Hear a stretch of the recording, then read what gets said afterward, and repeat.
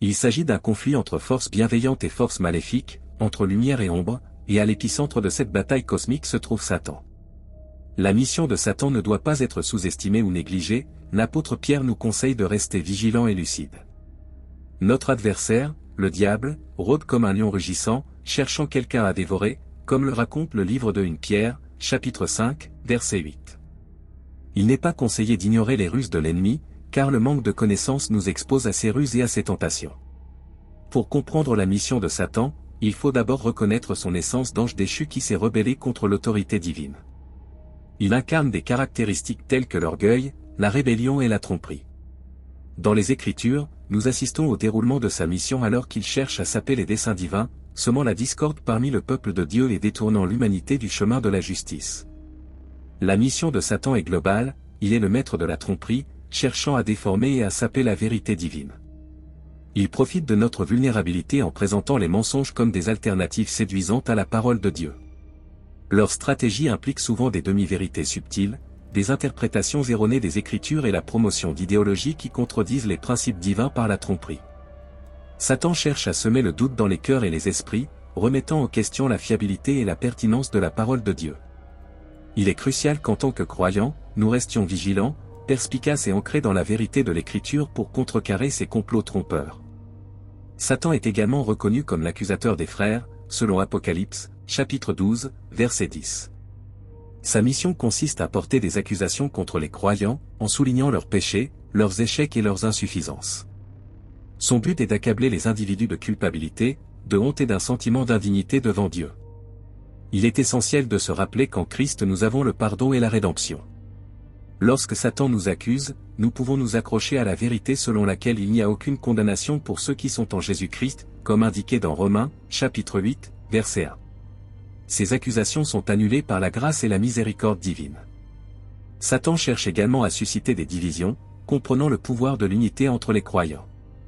Sa mission consiste notamment à fomenter la discorde, les désaccords et les conflits au sein du peuple de Dieu, semant ainsi les graines de la dissension.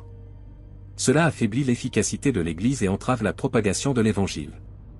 Pour lutter contre cela, il est crucial de rechercher activement l'unité, la paix et la réconciliation au sein du corps du Christ en pratiquant l'humilité. Le pardon et l'engagement envers l'amour et l'unité pour lesquels le Christ a prié dans Jean chapitre 17, verset 21, afin qu'ils soient tous un, comme toi, Père, tu es en moi, et moi en toi, qu'ils soient un en nous, afin que le monde puisse croire que tu m'as envoyé, sont essentiels.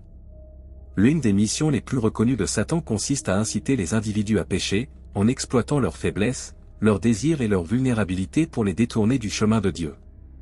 Leurs tentations tournent souvent autour de la convoitise de la chair, de la convoitise des yeux et de la fierté de la vie, offrant une gratification immédiate et des plaisirs mondains.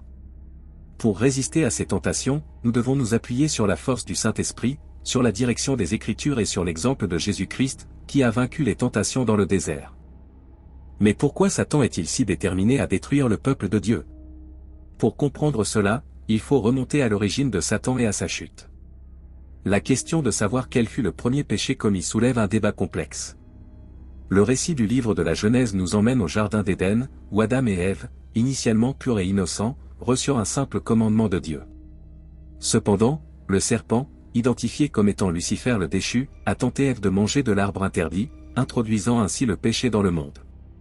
Le péché d'Adam et Ève a rompu leur relation avec Dieu, entraînant la honte, la culpabilité et l'expulsion d'Éden. Cependant, il y a un péché qui précède le leur, le péché de Lucifer, le premier péché de l'univers. La Bible nous dit que Dieu a créé les cieux et la terre, formant chaque créature et chaque ange pour le servir et le glorifier. Lucifer, à l'origine un ange beau et puissant, s'est rebellé contre Dieu et est devenu Satan. Dieu, en tant que source de toute bonté, beauté et vérité, a initialement créé uniquement ce qui était conforme à sa nature. Chaque aspect de la création reflétait la pureté divine, y compris la création de Lucifer dans le but de le servir et de l'honorer. Cependant, quelque chose s'est mal passé en cours de route, entraînant la rébellion de Lucifer et sa transformation en Satan. La question cruciale réside dans l'origine de Lucifer et ses premiers mauvais désirs. Alors que, lors de la chute de la race humaine, on peut attribuer le premier désir de péché au serpent, qui a séduit Ève et, par conséquent, Adam, l'origine exacte des premiers mauvais désirs de Satan reste inconnue, puisque la Bible ne fournit pas d'explication claire. Réponse à ce respect. Il existe plusieurs théories sur l'origine des mauvais désirs de Lucifer, mais aucune d'entre elles n'est étayée par la parole de Dieu. Certains prétendent que la méchanceté de Satan venait de lui-même, arguant qu'il n'y avait aucune influence extérieure pour le tenter ou l'attirer dans le péché. Cependant, cela ne répond pas à la question, puisque Lucifer a été initialement créé comme bon par Dieu. John Piper, en abordant cette question, reconnaît la difficulté d'expliquer comment un être parfaitement bon pourrait développer une impulsion imparfaite vers le péché. L'idée du libre arbitre est évoquée, mais Piper soutient qu'il s'agit plus d'une étiquette que d'une explication. Il se demande comment un être parfaitement bon, doté d'une volonté et d'un cœur parfaitement bon, pourrait éprouver une impulsion imparfaite qui le conduirait au péché. La réponse à l'origine du premier mauvais désir de Lucifer reste un mystère. Piper souligne la souveraineté de Dieu comme concept fondamental pour comprendre cette question. Dieu est souverain et exerce un contrôle total sur tout ce qui se passe dans le monde et dans le domaine spirituel. Il établit des rois, renverse des royaumes et gouverne les événements naturels.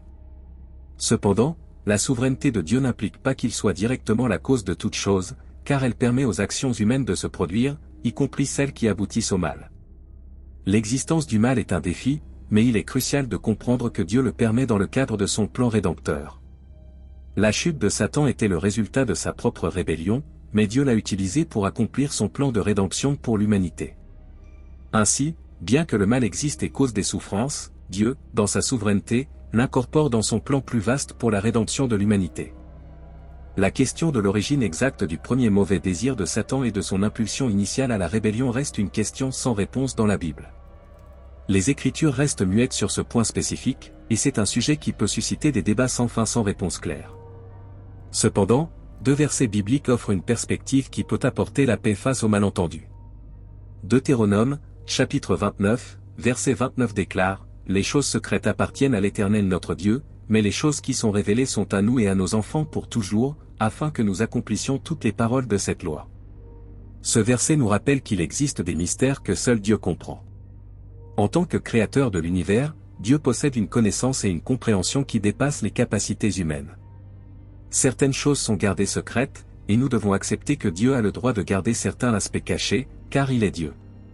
Isaïe chapitre 55, versets 8 et 9 renforce cette idée en déclarant, « Car mes pensées ne sont pas vos pensées, et vos voix ne sont pas non plus mes voix, dit le Seigneur. Car comme les cieux sont plus hauts que la terre, ainsi mes voix sont plus hautes que vos voix, et mes pensées sont plus hautes que vos pensées. » Ces versets mettent en évidence l'insondabilité de Dieu et les limites de la compréhension humaine face à sa gloire, son mystère et sa majesté. Il est important de reconnaître que Dieu dépasse la compréhension humaine et que sa sagesse transcende notre capacité de compréhension. Même s'il y avait une explication dans la Bible, elle dépasserait la compréhension humaine. Ainsi, nous pouvons faire confiance à Dieu, en acceptant qu'il y ait des choses qu'il connaît et que nous ignorons. Alors que nous sommes confrontés aux limites de notre compréhension devant Dieu, nous pouvons trouver la paix dans la confiance qu'il est souverain et que toutes choses sont sous son contrôle. Au ciel, lorsque nous nous tenons devant le Seigneur, nous pouvons avoir plusieurs questions à poser. Cependant, l'acceptation de la souveraineté et de la sagesse de Dieu nous permet de vivre avec foi et confiance, même face aux mystères non révélés de cette vie terrestre. Si vous avez aimé cette vidéo et y avez trouvé de la valeur, n'oubliez pas de l'aimer et de la partager avec vos amis et votre famille, n'oubliez pas de vous abonner à la chaîne. Votre aide est essentielle pour nous permettre de toucher plus de personnes avec nos messages.